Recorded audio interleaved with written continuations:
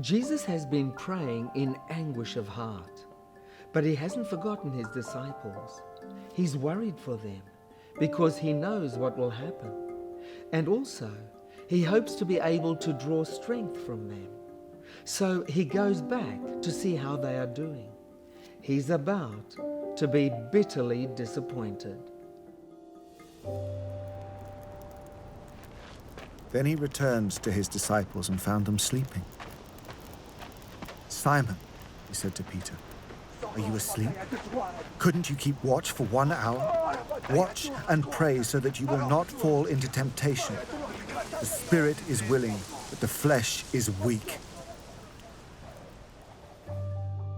As much as Jesus is distressed, he has not forgotten his disciples, and he goes back to where he left Peter, James, and John.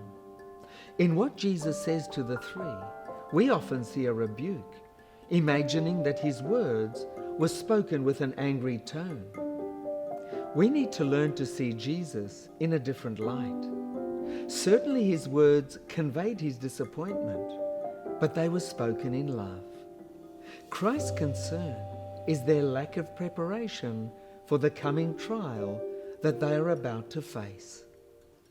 When Jesus says, "The spirit is willing, but the flesh is weak," he isn't excusing Peter, James, and John. He's merely stating a fact. Just an hour or so back, they had all said that they would never abandon him, even if they had to die with him.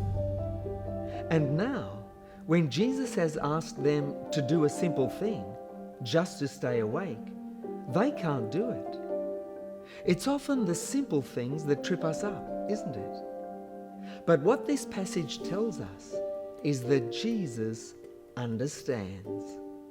He understands not just your spirit, but he also understands your flesh. What is it that usually makes you stumble? There's always something. But if you trust Jesus and stay close to him, he is able to save.